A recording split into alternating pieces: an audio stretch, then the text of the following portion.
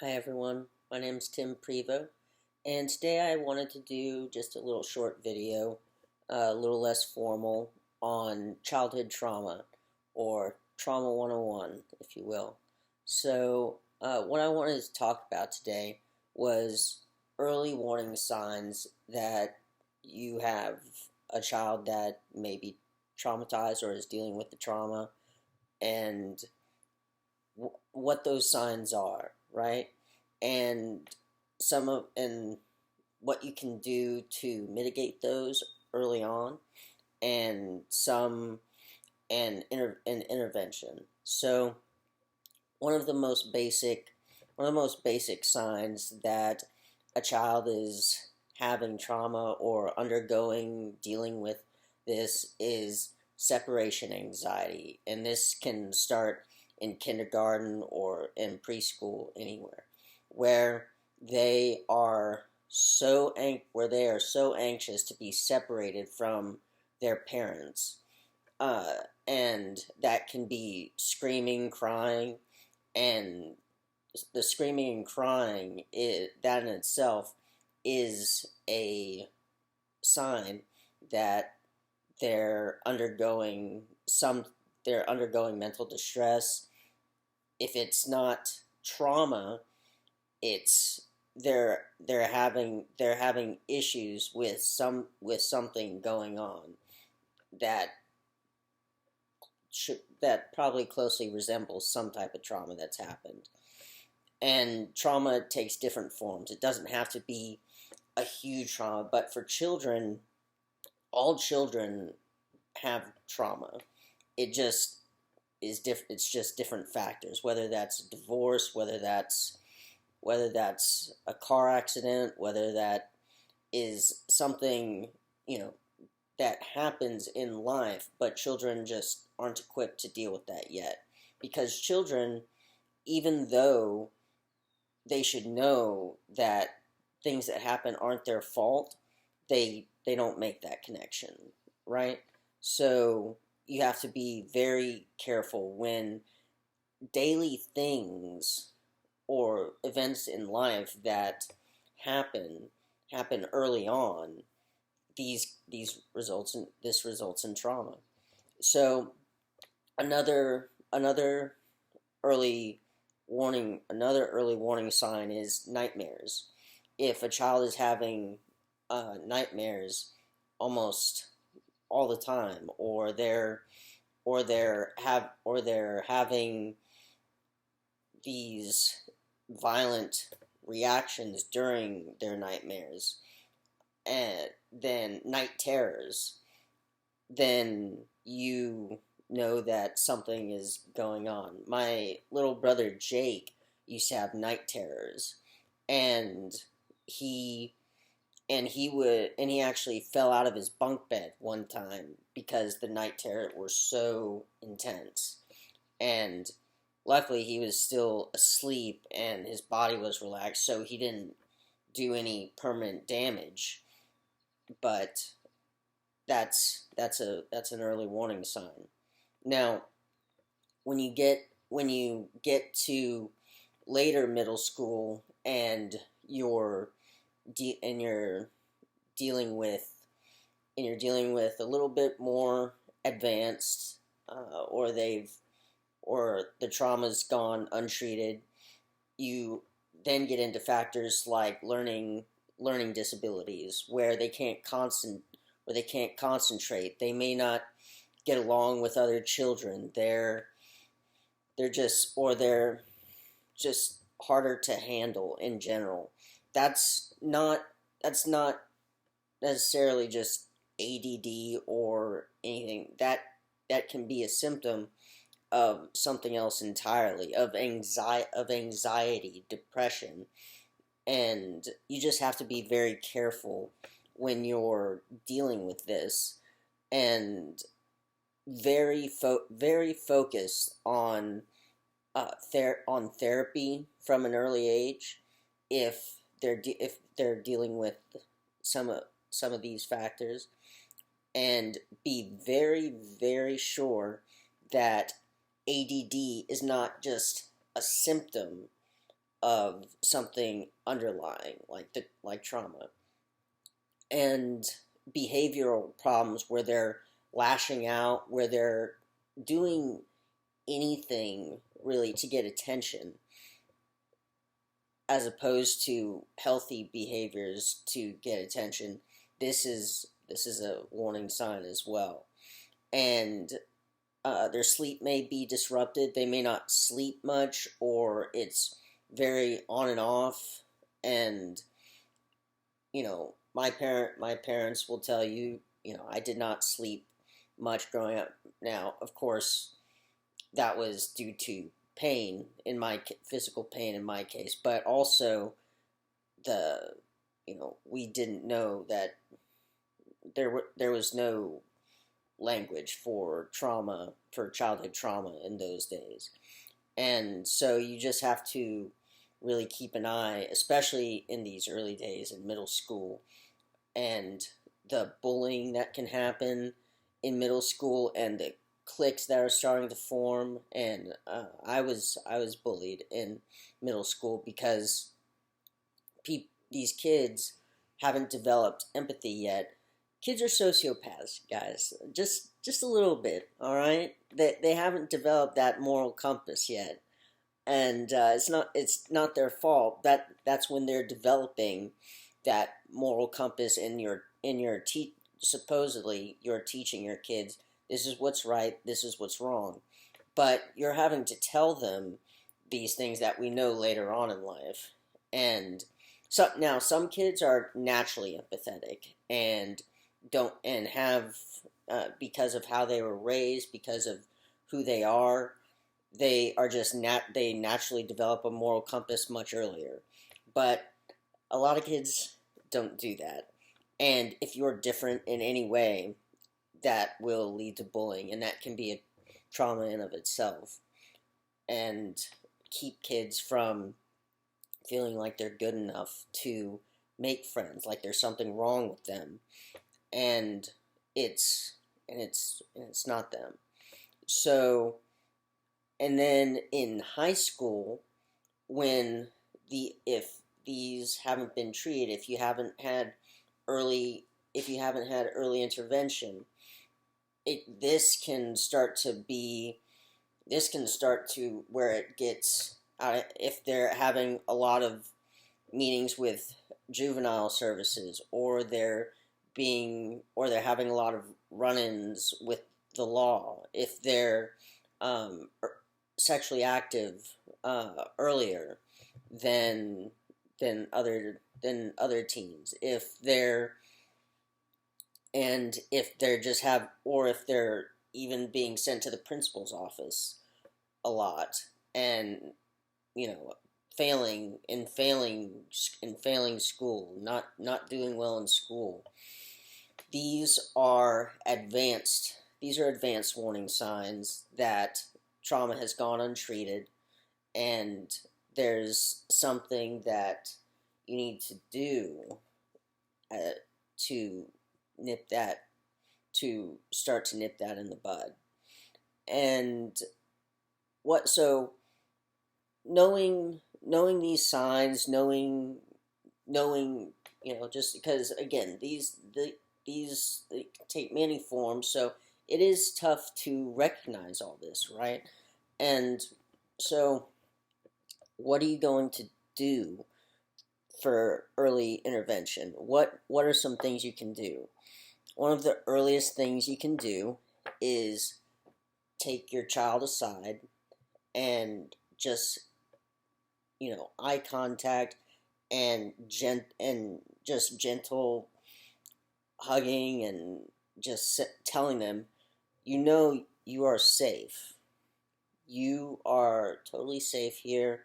This is now, of course, this is unfortunately for healthy families, and you may have a lot of these early signs in children who have been abused and have been adopted, and this is when the trust language comes in, when healing language comes in, and tell them, anything that's happened to you has not been your fault. And you are safe here. You are loved. You are supported. We love you no matter what. And that sounds cliche and like, duh, right?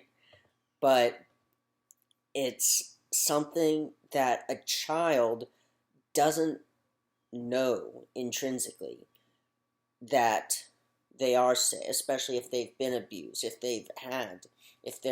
they're on constant alert for the next thing that's going to hurt them. That's called hypervigilance. And I've been diagnosed with hypervigilance, because not to be just to be on the lookout for the next thing that's going to, because of what happened to my body and everything growing up. My body is constantly on the look, and mind is constantly on the lookout for something that's going to happen. And this results in muscle tension in my shoulders, in my back, and throughout my body. And so, if you notice that this is harder to notice, but if you notice that your child tenses when someone touches them or when you hug them, that's a very, very early warning sign of trauma. And you need to get them into therapy. Now, I think everyone should see a therapist. It's hard to talk through your problems with another person sometimes, and you're worried about being judged. You're worried that they're going to dismiss it and say, that's nothing, just bear down on it.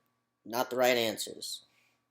So I think everyone should see a therapist, and children especially need to have a safe place that is separated from the outside world, in a sense, and someone who's trained in these aspects of dealing with children in a very certain way, using very specific language, trust language, and healing language, and helping them reframe early on the things that happen to them, and really getting to know and getting the child to trust them, which is their specialty.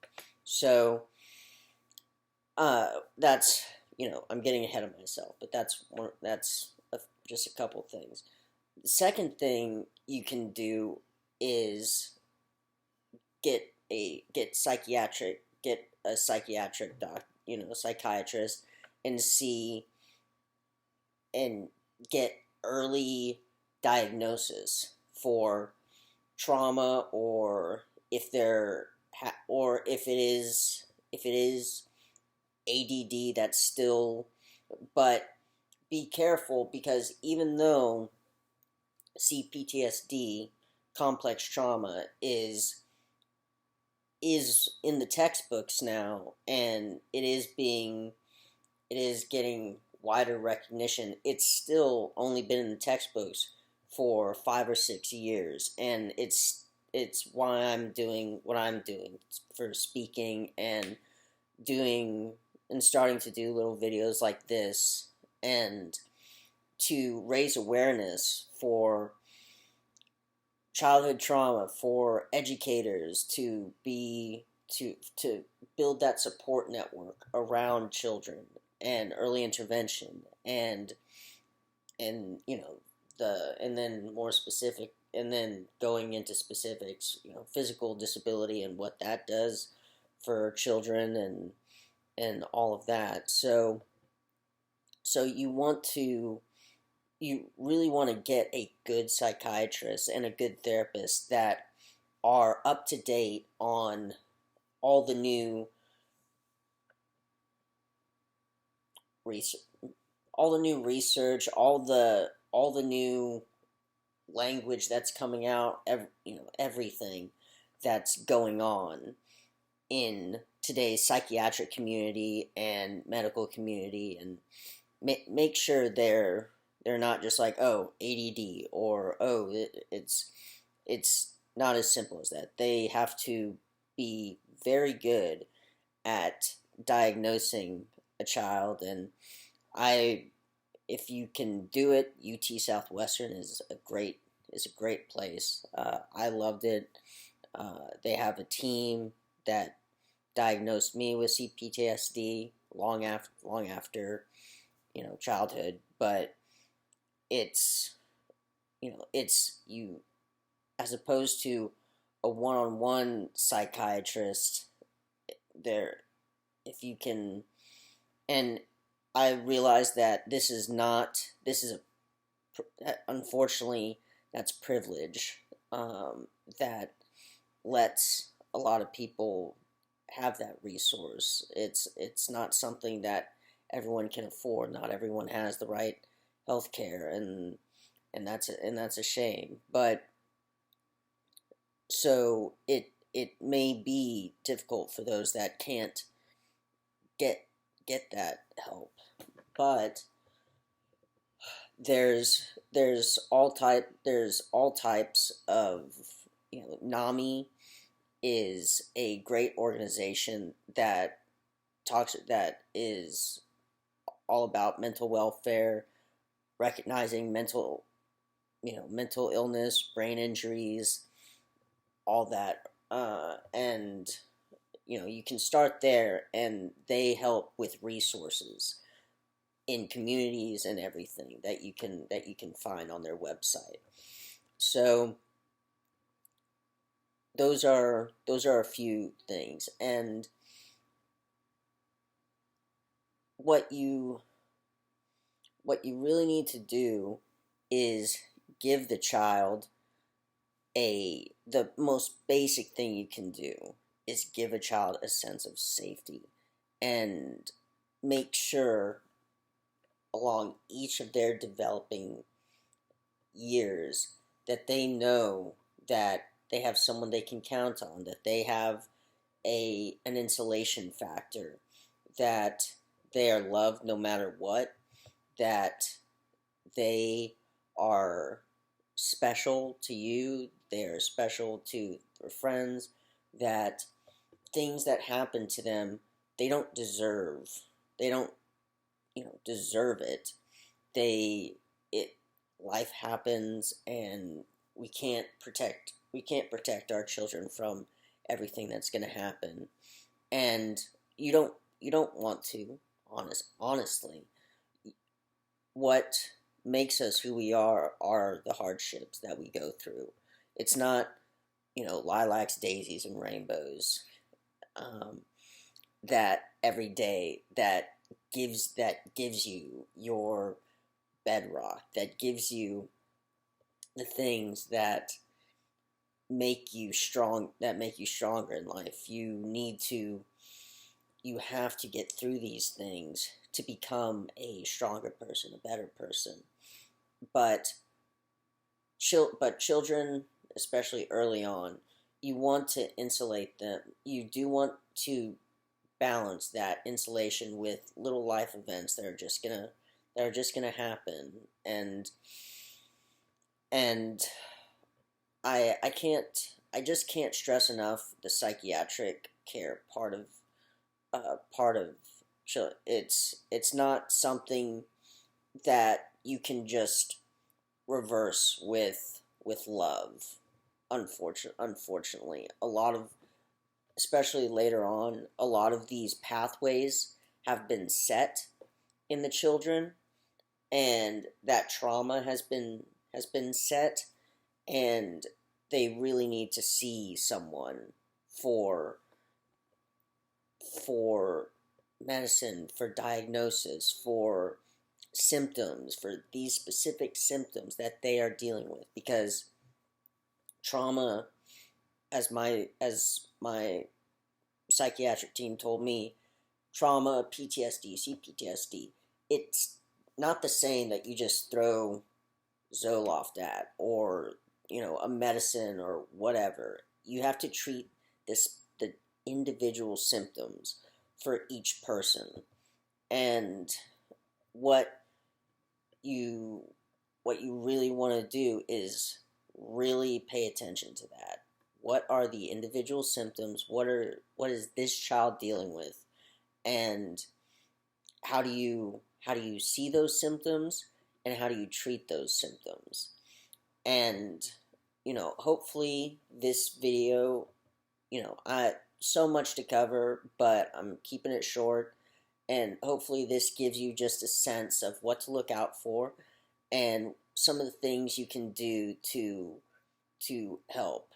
The last thing I will add is if it's getting into later, like high school, college, and the symptoms I mentioned about running with principals, behavioral problems, and not being able to pay attention, sleeping too much, sleeping too little. That's depression and anxiety that can lead to being unable to concentrate, being unable to get good grades, and you really, really want to pay attention to that when that starts happening, because these behavioral problems are not just they're a bad kid. That's not what's going on. So much there's so many people in the prison system these days with trauma and mental illness that weren't treated as children. It's not bad. It's not. They're not all bad people that have done things that just because they want. A lot of them have been traumatized by their upbringing, and that's it. That is an extreme that can happen. But and in another video, I'll go into the relationship between trauma and what people call addiction, but is called ritualized self-soothing behaviors. And I'll go into the doctor in addiction from Tennessee that has published a paper on this and is head of this major addiction clinic. It's been recognized by the International Society, I don't remember, addiction people, whatever. So hopefully this is helpful, can spread a little information, can educate people a little bit. And thank you for listening if you watch this video. And I plan to do more videos like this, just a little more laid back, a little more just information that I've gained from research and from my own upbringing, and the own trauma that my own trauma that I can look back on now with the information I have, and being treated and being able to see what was going on early on. And so thanks again, and I hope you all have a great day. And remember, it's not about what's happened in your life. It's what you do with it. And reframing and positive language, healing language. And that's the last I'm going to say. You've listened to me long enough. So have a good one.